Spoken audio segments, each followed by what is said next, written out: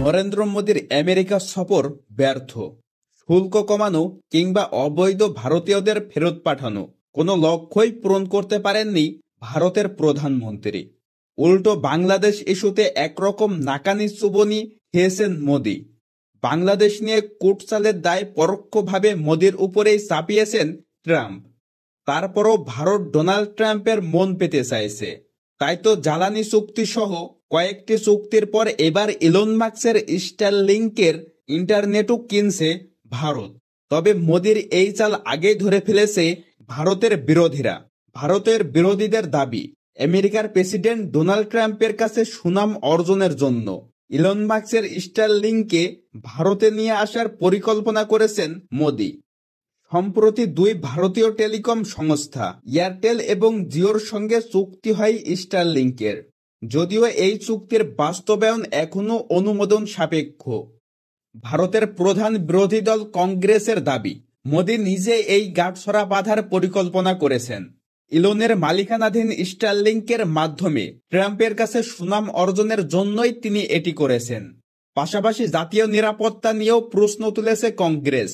কংগ্রেসের সাধারণ সম্পাদক জয়রাম রমেশের বক্তব্য, মাত্র 12 ঘন্টার মধ্যে এয়ারটেল এবং জিও উভয় সংস্থাই স্টারলিংকের সঙ্গে গাঁটছড়া ঘোষণা দিল। তার দাবি, আগে স্টারলিংকের ভারতে আসা নিয়ে আপত্তি ছিল সংস্থাগুলির। সেই সব আপত্তি সরিয়ে রেখে কিভাবে এটি সম্ভব হলো তা নিয়ে প্রশ্ন কংগ্রেস নেতার। জয়রামের অভিযোগ, এটি স্পষ্ট যে এই গাঁটছড়া আর কেউ নয়, মোদী নিজেই পরিকল্পনা করেছেন। স্টারলিংকের কর্তা ইলন মাস্কের মাধ্যমে তিনি প্রেসিডেন্ট ট্রাম্পের কাছে সুনাম অর্জনের চেষ্টা করছেন। সামাজিক যোগাযোগ মাধ্যমে জয়রামের প্রশ্ন, জাতীয় নিরাপত্তার ক্ষেত্রে প্রয়োজন হলে ইন্টারনেট সংযোগ চালু বা বন্ধ করার ক্ষমতা কার হাতে থাকবে? সেটি কি স্টারলিংকের হাতে থাকবে নাকি ভারতীয় সংস্থার হাতে থাকবে? কৃত্রিম উপগ্রহ নির্ভর পরিষেবা প্রদানকারী অন্য সংস্থাগুলিকেও কি এর অনুমতি দেওয়া হবে? কিসের ভিত্তিতে তা দেওয়া হবে? টেসলা স্পেস এক্স এর কর্ণধার ইলন মাস্ক বর্তমানে ট্রাম্পের প্রশাসনে গুরুত্বপূর্ণ দায়িত্বে রয়েছেন। এই অবস্থায় মাস্কের সংস্থার সঙ্গে দুই ভারতীয় সংস্থার চুক্তি ঘিরে প্রশ্ন তুলতে শুরু করেছে কংগ্রেস। ভারতে স্টারলিংক পরিষেবা প্রদানের জন্য এখনো ছাড়পত্র পায়নি। স্পেসে স্যাটেলাইট ভিত্তিক পরিষেবা অনুমোদনের বিষয়ে খুবই সতর্ক ভারত সরকার। অতীতে মাস্ক একাধিকবার স্টারলিংক পরিষেবার অনুমোদনের জন্য আবেদন করেছেন, কিন্তু এখনো পর্যন্ত কেন্দ্র তার জন্য দরজা খুলেছে বলে কোনো তথ্য প্রকাশ্যে আসেনি।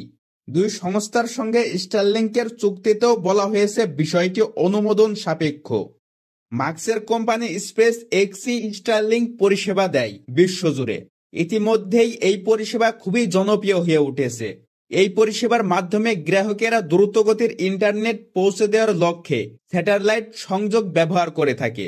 যেহেতু এটি কোনো ফাইবার তারের মাধ্যমে পরিষেবা প্রদান করে না, তাই প্রত্যন্ত অঞ্চলে সেই পরিষেবা পৌঁছাতে পারে।